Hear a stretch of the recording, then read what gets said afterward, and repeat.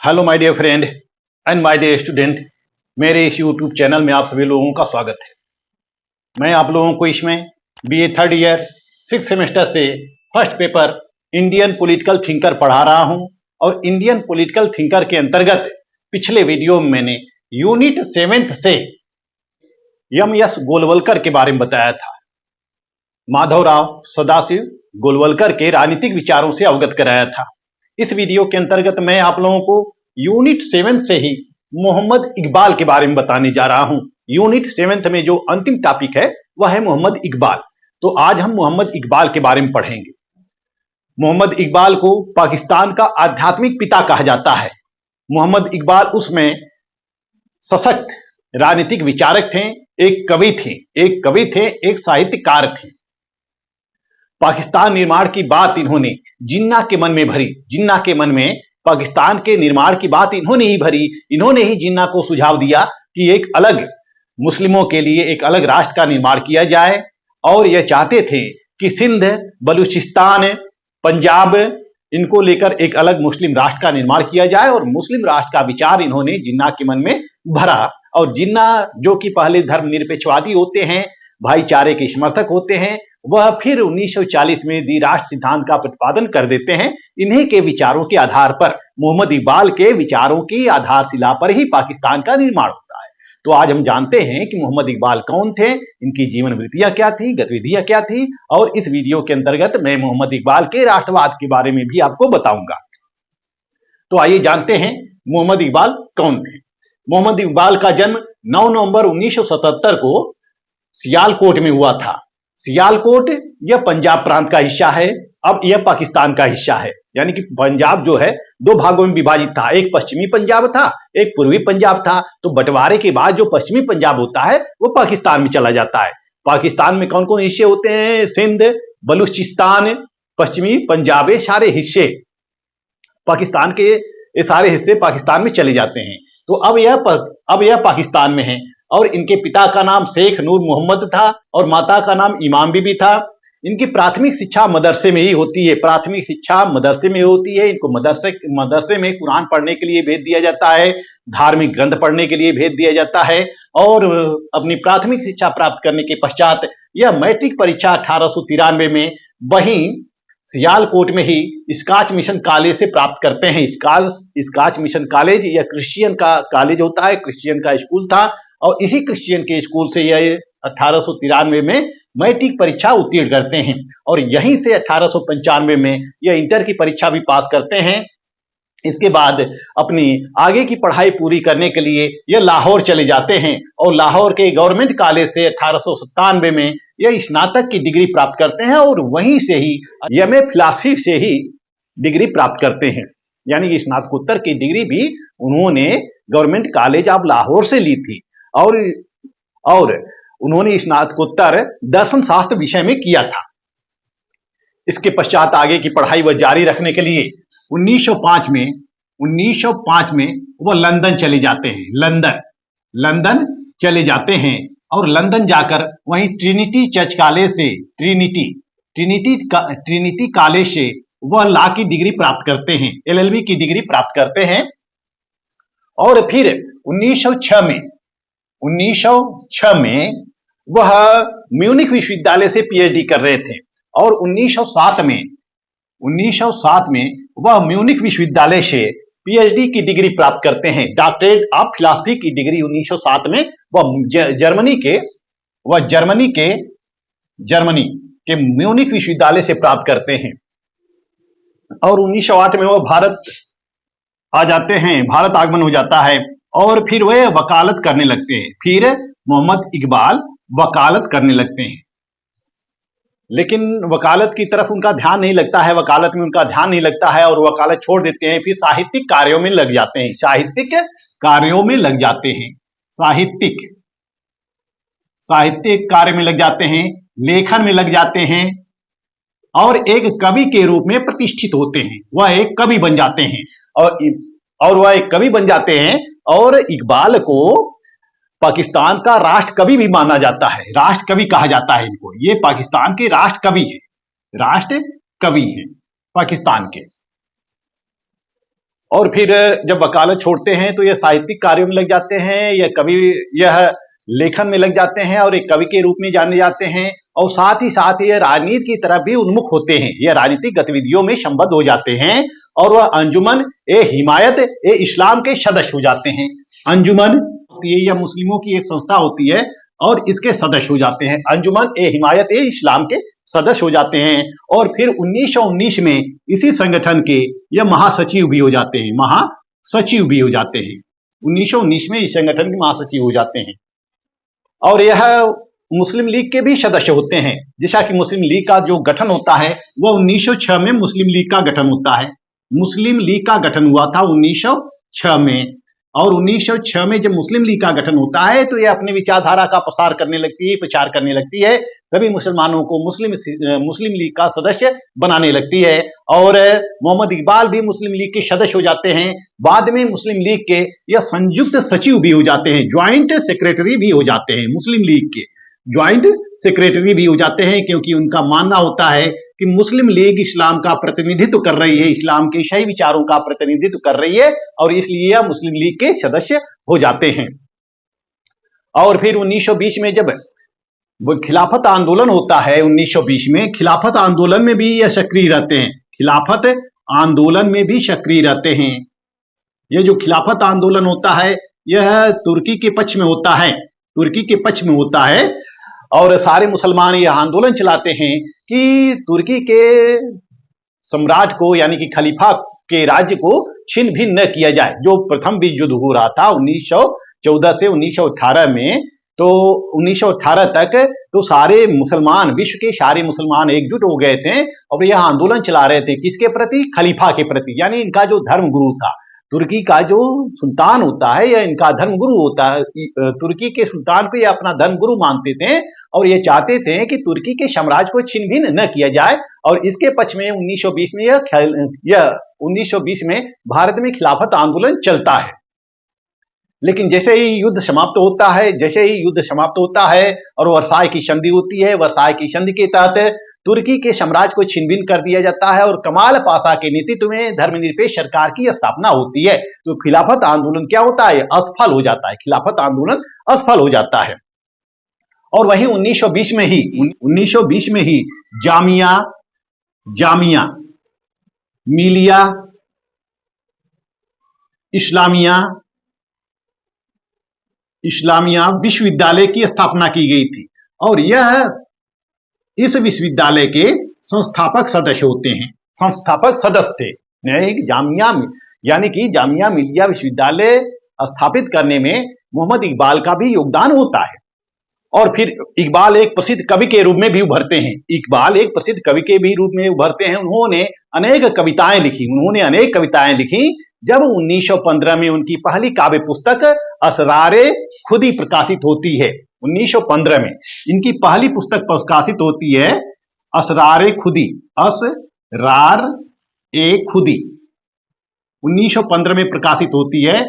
तो इसका अंग्रेजी अनुवाद भी किया जाता है और जॉर्ज पंचम के द्वारा इनको नाइटहुड की उपाधि भी प्रदान की जाती है। नाइटहुड की उपाधि भी प्रदान की जाती है। इकबाल को नाइटहुड की उपाधि प्रदान की जाती है। इस तरह से इकबाल अब सर मोहम्मद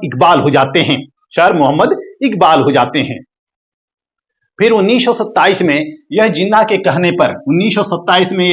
कहने पर पंजाब प्रांत में चुनाव लड़ते हैं, विधान परिषद का चुनाव लड़ते हैं और यह जीत जाते हैं। 1927 में यह पंजाब विधान परिषद का चुनाव लड़ते हैं और यह फिर जीत जाते हैं। और फिर 1930 के अधिवेशन में अध्यक्ष चुना गया था। मुस्लिम लीग का जो अधिवेशन हो रहा था 1930 में इलाहाबाद में, तो इलाहाबाद के अधिवेशन में मोहम्मद इकबाल को अध्यक्ष चुना गया था।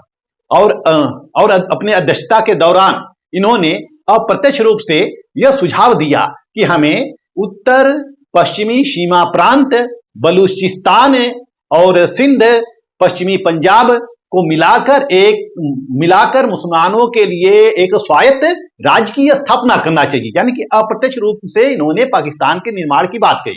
फिर 1932 में लाहौर के अधिवेशन में भी वह अध्यक्ष चुने गए और 1931 के द्वितीय गोलमेज सम्मेलन में वो भाग लेने इंग्लैंड पहुंचे। तो इस तरह से हम देखते हैं कि एक अध्यक्ष के रूप में जब 1930 में इलाहाबाद में इनको अध्यक्ष बनाया गया था, अध्यक्ष के रूप में यह एक पृथक मुस्लिमों के लिए पृथक स्वायत्त राज्य की मांग करते हैं और इनके स्वायत्त राज्य में उत्तर पश्चिमी सीमा प्रांत पंजाब, सिंध और बलूचिस्तान था। इनका कहना था कि मैं उत्तर पश्चिमी सीमा प्रांत पंजाब सिंध को आपस में मिला हुआ देखना चाहता हूं। पंजाब, सिंध और बलूचिस्तान को आपस में मिला हुआ देखना चाहता हूं और इन सबको मिलाकर एक मुसलमानों के लिए एक पृथक राज्य की स्थापना करना चाहिए और इसीलिए मोहम्मद इकबाल को पाकिस्तान का आध्यात्मिक पिता भी कहा जाता है।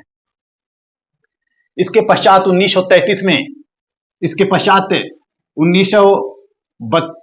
1931 में यह जब इंग्लैंड गए थे तो वहीं से यह 1932 और 33 में यह स्पेन और पुर्तगाल, अफगानिस्तान वगैरह विभिन्न कंट्री में जाते हैं और 1933 में यह भारत आते हैं। 1933 में यह भारत आते हैं। भारत आने के पश्चात उनके गले में एक रहस्यमय बीमारी हो जाती है और लंबी बीमारी के पश्चात उनका निधन 21 अप्रैल 1938 को हो जाता है। 21 अप्रैल 1938 को हो जाता है, यानी कि 21 अप्रैल 1938 को इनका निधन हो जाता है।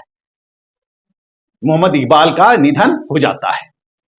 मोहम्मद इकबाल ने अपने जीवन काल में विभिन्न ग्रंथ लिखे, विभिन्न कृतियां लिखी, विभिन्न पुस्तकें लिखी, विभिन्न साहित्य लिखे, राजनीतिक ग्रंथ लिखे, कुछ अंग्रेजी ग्रंथ लिखे। इन्होंने अरबी में भी लिखा, फारसी में भी लिखा। इन्होंने अरबी में लिखा, फारसी में लिखा, उर्दू में लिखा। तो इस तरह से यह एक प्रख्यात कवि के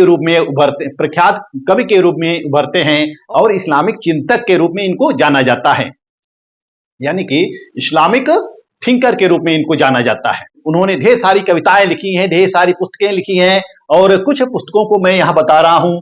पहला है the development of metaphysics in Persia 1908, यानी कि 1908 में उन्होंने एक पुस्तक लिखी। पुस्तक क्या लिखी? यह उनकी पीएचडी का डॉक्टर थीसिस है। यह थीसिस है, उनकी पीएचडी की थीसिस है और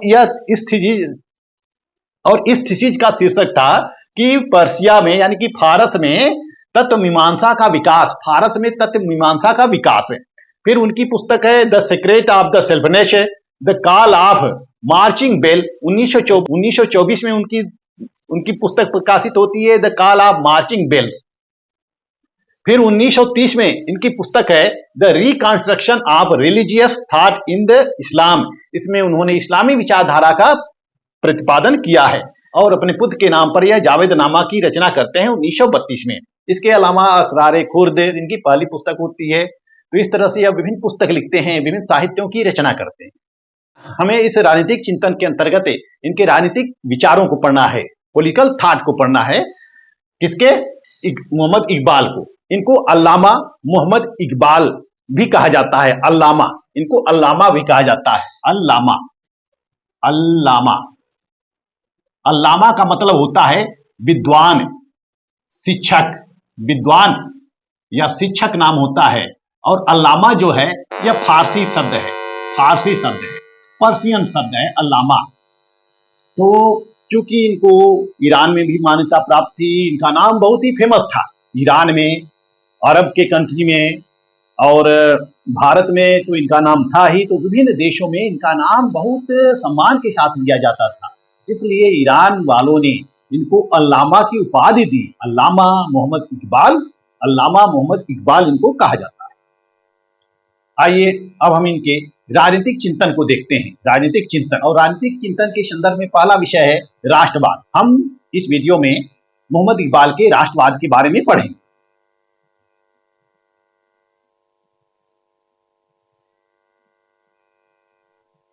अल्लामा मोहम्मद इकबाल एक प्रसिद्ध कवि थे, साहित्यकार थे और यह धार्मिक राजनीतिज्ञ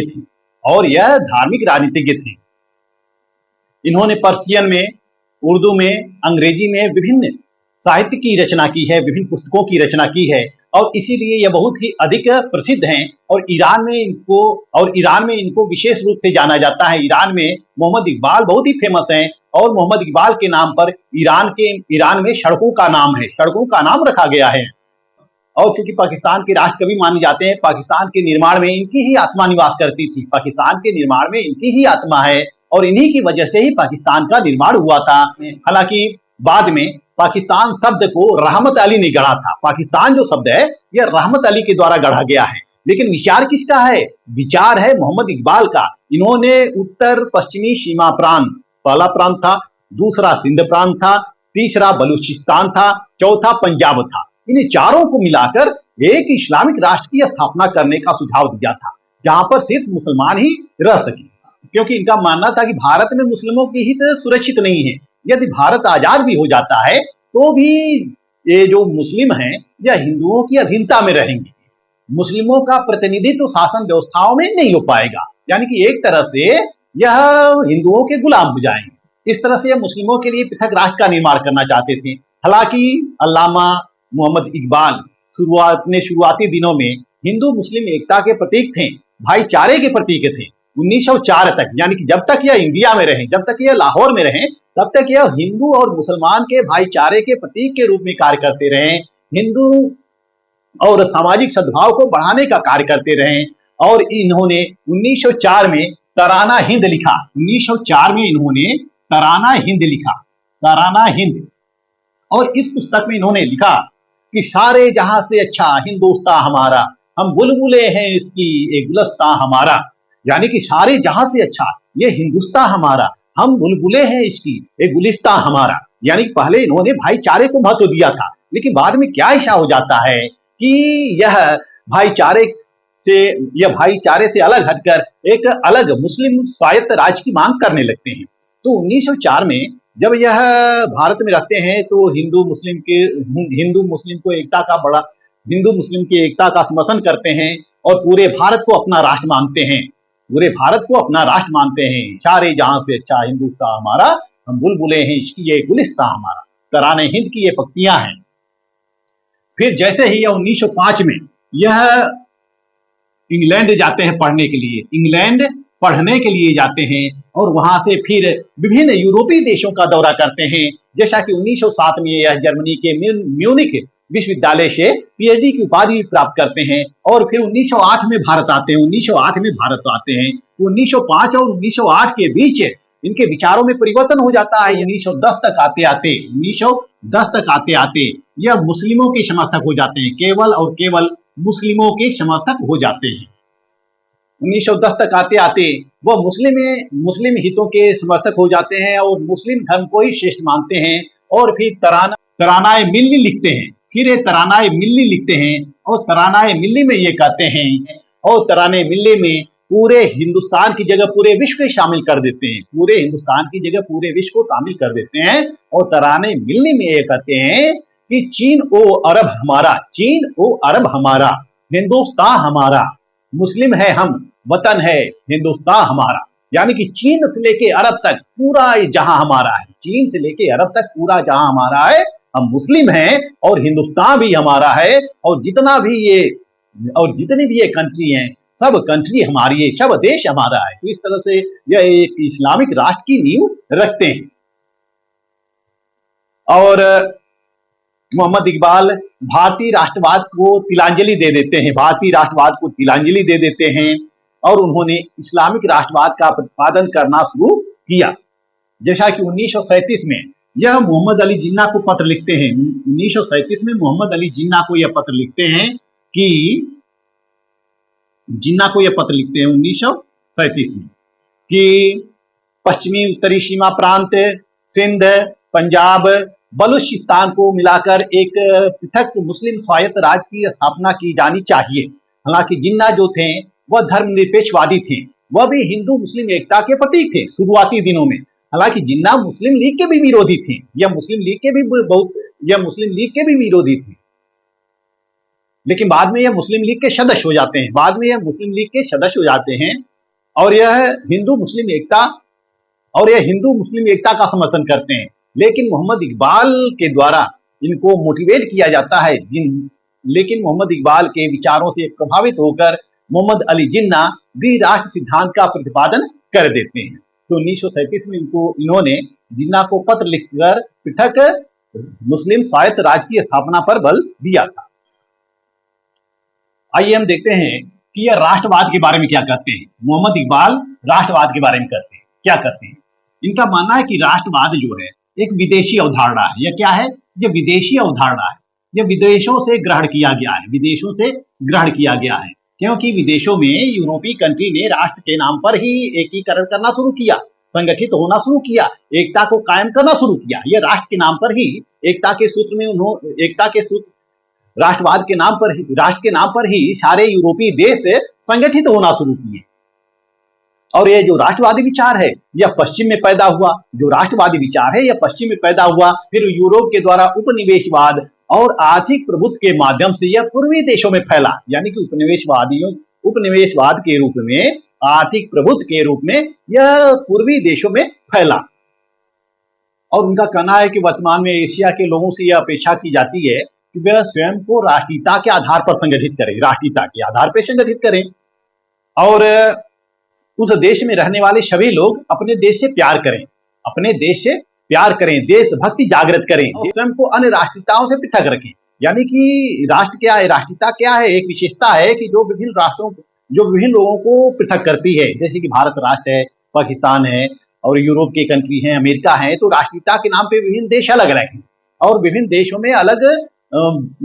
में विभिन्न प्रकार की विभिन्नताएं पाई जाती हैं। तो इनका कहना है कि यह राष्ट्र के लोगों की अपेक्षा की जाती है कि वह संगठित हो, और इसके पश्चात लोगों के अंदर राष्ट्रीयता की भावना विकसित करने के पश्चात यह अपेक्षा की जाती है कि लोग राष्ट्र के प्रति गर्व महसूस करें, लोग राष्ट्र के प्रति गर्व महसूस करें, और राष्ट्र की सेवा के लिए तैयार रहें, राष्ट्र की रक्षा के लिए तैयार रहें, राष्ट्र की सुरक्षा के लिए, राष्ट्र की रक्षा के लिए वह अपने प्राणों का बलिदान भी कर दें।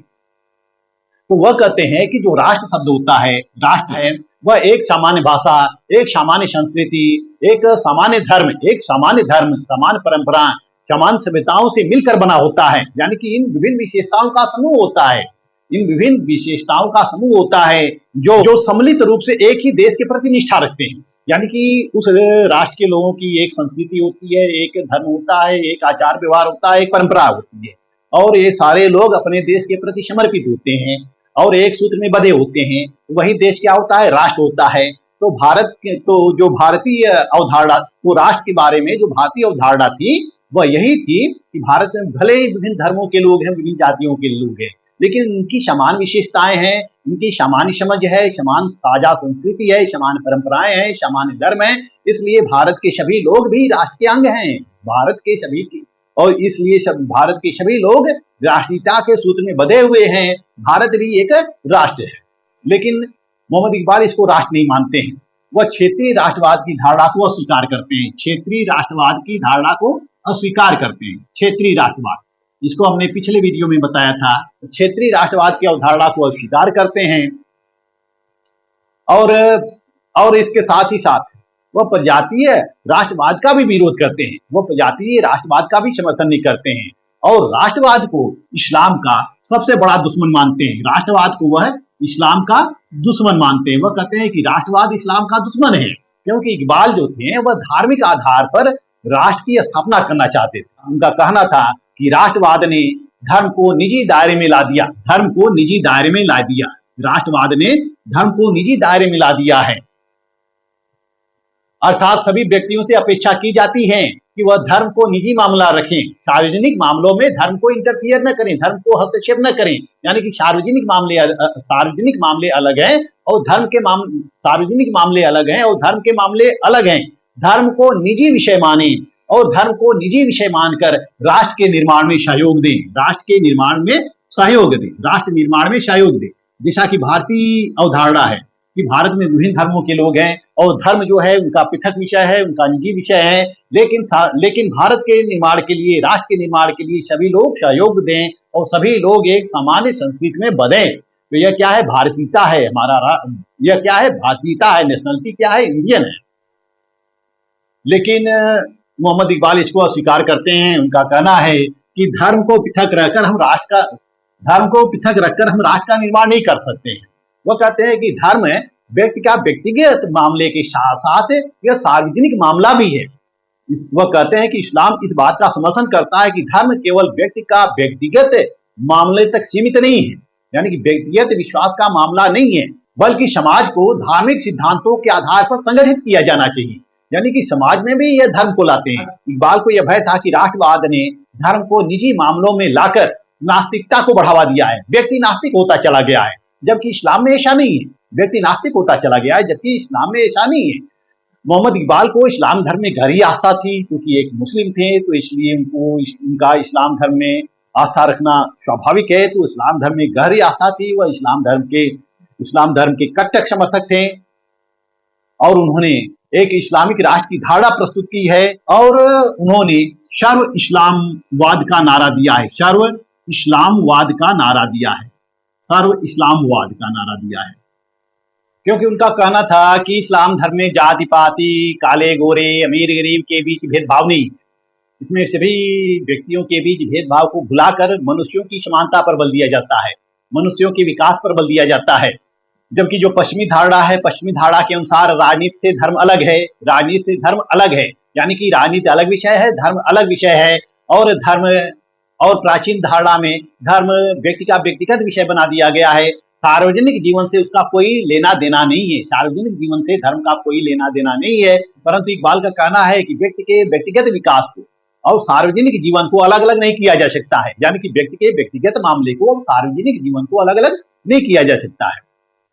और इस प्रकार वह कहते हैं कि जब इस्लामिक धारणा के अनुसार व्यक्तिगत जीवन और सार्वजनिक जीवन को मिला दिया जाएगा और धर्म के अनुसार पर शासित किया जाएगा, यानी कि व्यक्तिगत मामले में भी धर्म का हस्तक्षेप होगा और सार्वजनिक जीवन के मामले में भी धर्म का हस्तक्षेप होगा, यानी कि सब कुछ धर्म के अनुसार शासित होगा, सब कुछ इस्लाम धर्म के अनुसार ही चलेगा, सभी लोग इस्लाम धर्म का पालन करेंगे, इस्लाम धर्म के अनुसार ही राजनीति की स्थापना करेंगे, सामाजिक जीवन में भी गतिविधि करेंगे, तभी एक आदर्श समुदाय संगठित किया जा सकता है।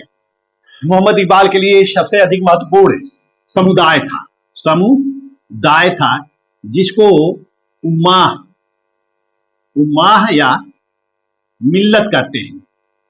यह मुस्लिमों का समुदाय है, उम्माह या मिल्लत कहते हैं। सबसे महत्वपूर्ण क्या है? यह मिल्लत है, और यह मिल्लत है राष्ट्रीय, क्षेत्रीय और तात्कालिक पहचानों से बढ़कर था, यानी कि यह मिल्लत जो है यह राष्ट्रीय, क्षेत्रीय और तात्कालिक पहचानों से बढ़कर था। और इस्लाम में जाति के आधार पर भेदभाव नहीं किया जाता है, वर्ग के आधार में भेदभाव नहीं किया जाता है, किसी भी आधार पर भेदभाव नहीं किया जाता है, नस्ली आधार पर भेदभाव नहीं किया जाता है। इस्लाम में भाईचारे की स्थापना की गई है, मनुष्यों की समानता की स्थापना की गई है, और इसमें मानवीय भाईचारे के मूल्य को महत्ता प्रदान की गई है। तो इस तरह से इकबाल एक समता मूलक, सामंजस्य मूलक समाज की स्थापना करना चाहते हैं। इस तरह से इकबाल एक समता मूलक और सामंजस्य मूलक समाज की स्थापना करना चाहते हैं, जो धर्म के अनुसार शासित हो, जो धर्म के अनुसार शासित हो, और उन्होंने सबका विकास इस्लाम धर्म में माना। उनका कहना था कि इस्लाम धर्म में ही व्यक्तियों का विकास हो सकता है, और व्यक्तियों के विकास का जो आधार है यह इस्लाम ही है, इस्लाम में ही व्यक्तियों का विकास हो सकता है। इस तरह से इकबाल जो है यह राष्ट्रवाद को खारिज करते हैं, क्योंकि राष्ट्रवाद के आधार पर विभिन्न देशों में संघर्ष हो रहे थे, विभिन्न देशों में संघर्ष हो रहे थे, नेशनलिटी के आधार पर विभिन्न देश आपस में लड़ रहे थे। तो वह कहते हैं कि ये जो राष्ट्रवाद है यह बिल्कुल अलग अलग है, हर देशों की अपनी अलग अलग राष्ट्रीयताएं हैं, हर देशों की अपनी अपनी अलग अलग राष्ट्रीयताएं हैं, इसलिए लोगों में संघर्ष होता रहता है। इसलिए मोहम्मद इकबाल विश्व के सभी मुसलमानों को एक संघ मानते हैं, एक लीग मानते हैं, एक संघ मानते हैं, विश्व के सभी मुसलमानों को एक संघ मानते हैं, और एक वैश्विक मुस्लिम संघ की स्थापना का सुझाव देते हैं। उनका यह कहना है कि एक इस्लामिक समुदाय समय या स्थान से सीमित नहीं है, जबकि जो राष्ट्रीय समुदाय होता है वह राजनीति से सीमित होता है, समय से सीमित होता है, स्थान से सीमित होता है, इतिहास की अनिश्चितताओं से सीमित होता है। जैसे कि हम इंडियन को देख सकते हैं, भारतीय को देख सकते हैं, तो भारतीय क्या है, समय स्थान से सीमित है, इसकी एक सीमाएं हैं, उत्तर से लेकर पश्चिम तक और पूर्व से लेकर दक्षिण तक जितने भी लोग रहने वाले हैं, लोग क्या है, इंडियन है, स्वयं को इंडियन कहते हैं। लेकिन इकबाल कहते हैं कि यह जो इस्लामिक राष्ट्र है, यह जो इस्लामिक समुदाय है, यह जो इस्लामिक समुदाय है, इसको हम किसी एक स्थान से बांध नहीं सकते हैं, एक क्षेत्र में यह रह नहीं सकते हैं। यह एक वैश्विक मुस्लिम संघ की स्थापना का सुझाव देते हैं, और यह इकबाल के अनुसार जो मुस्लिम समुदाय है यह सार्वभौमिक है, क्योंकि यह विभिन्न देशों में रहता है, और विभिन्न जब देशों में रहता है तो यह सार्वभौमिक है। हम सभी मुसलमानों के लिए बात कर सकते हैं, सभी मुसलमानों की बात कर सकते हैं, किसी एक विशेष क्षेत्र में रहने वाले मुसलमानों के लिए बात नहीं कर सकते हैं। तो इस तरह से मोहम्मद इकबाल का जो राष्ट्रवाद है वह लौकिक सीमाओं से परे है और मनुष्यों के बीच एक बंधन है। यह लौकिक सीमाओं से परे है, मनुष्यों के बीच एक बंधन है। जितने भी मनुष्य हैं, जितने भी मुस्लिम व्यक्ति हैं, सभी लोगों का आपस में जुड़ाव है, सभी लोग आपस में एक दूसरे से बधे हुए हैं। वो चाहे भारत में रह रहे हो, चाहे ईरान में रह रहे हो, या पाकिस्तान में रह रहे हो, कहीं भी रह रहे हो।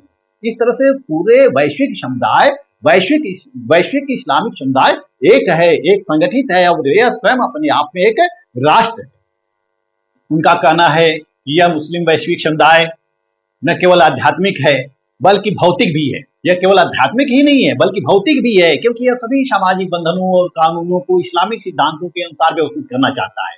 इस्लामिक सिद्धांतों के अनुसार व्यवस्थित करना चाहता है। उनके सामाजिक व्यवस्था को, उनके पारिवारिक व्यवस्था को ये किसके अनुसार संचालित करना चाहता है? इस्लामिक सिद्धांत के अनुसार संचालित करना चाहता है। और यह एक ऐसा समुदाय है जो गैर क्षेत्रीय है और अंतरराष्ट्रीयवादी है, अंतरराष्ट्रीयतावादी है, क्योंकि इसकी पहचान किसी एक देश से संबंधित नहीं है, इस तरह से इकबाल एक अंतरराष्ट्रीय विश्व मुस्लिम संघ पर बल देते हैं, अंतरराष्ट्रीय विश्व मुस्लिम संघ पर बल देते हैं, अंतरराष्ट्रीय विश्व मुस्लिम संघ, अंतरराष्ट्रीय विश्व मुस्लिम संघ पर बल देते हैं और इस्लामिक सिद्धांतों के अनुसार एक वैश्विक समुदाय की स्थापना करना चाहते हैं, जिसे सार्वभौमिक इस्लामवाद के रूप में जाना जाता है। सार्वभौमिक इस्लामवाद के रूप में जाना जाता है, सार्वभौमिक इस्लामवाद, जिसे सार्वभौमिक इस्लामवाद के रूप में जाना जाता है। इसीलिए यह मुस्लिमों को जागृत करने के लिए तरानाए मिल्लत में लिखते हैं, चीन व अरब हमारा, हिंदुस्तान हमारा, मुस्लिम है हम, वतन है सारा जहां हमारा। यानी कि चीन से लेके अरब तक सारा जहां हमारा है, मुस्लिम है, हम मुस्लिम हैं और हिंदुस्तान भी हमारा है। इस तरह से मोहम्मद इकबाल एक इस्लामिक राष्ट्र का समर्थन करते हैं, इस्लामिक राष्ट्र का विचार देते हैं। जैसा कि 1930 में उन्होंने इलाहाबाद के अधिवेशन में स्वयं कहा था कि हमें बलूचिस्तान, उत्तर पश्चिमी सीमा प्रांत और सिंध पंजाब को मिलाकर एक मुस्लिमों के लिए स्वायत्त राज्य बनाना चाहिए। और इसी विचारधारा के आधार पर मुस्लिम लीग ने द्विराष्ट्र सिद्धांत का प्रतिपादन किया, जिसके प्रवर्तक मोहम्मद अली जिन्ना हो जाते हैं। फिर हम देखते हैं कि 1947 में भारत का विभाजन हो जाता है और भारत का विभाजन जब हो जाता है तो उन्हीं क्षेत्रों को मिलाकर, जिस क्षेत्रों को इन्होंने सुझाव दिया था मोहम्मद इकबाल ने, पश्चिमी सीमा प्रांत NWFP यानी कि नॉर्थ वेस्ट फ्रंट प्रोविंस और पंजाब, पश्चिमी पंजाब और सिंध और बलूचिस्तान, इन 4 को मिलाकर पाकिस्तान का निर्माण किया गया। तो इस तरह से हम देखते हैं कि मोहम्मद इकबाल राष्ट्रवाद के आलोचक हैं। वो कहते हैं कि राष्ट्र क्या एक सीमित अवधारणा है, और जो मुस्लिम हैं यह पूरे विश्व में रह रहे हैं, इसलिए वैश्विक स्तर पर एक मुस्लिमों के संघ बनाने पर सुझाव देते हैं। वह इस्लामिक आधार पर ही राष्ट्रीय स्थापना करना चाहते हैं। अतः मोहम्मद इकबाल को हम इस्लामिक राष्ट्रवाद का प्रवर्तक भी कह सकते हैं। इस वीडियो में बस इतना ही। नेक्स्ट वीडियो में मैं आप लोगों को मोहम्मद इकबाल के धर्म और राजनीति पर विचार से अवगत कराऊंगा। मेरा वीडियो आपको अच्छा लगे तो मेरे चैनल को लाइक, सब्सक्राइब और शेयर करते रहिए। मिलते हैं नेक्स्ट वीडियो में, तब तक के लिए धन्यवाद।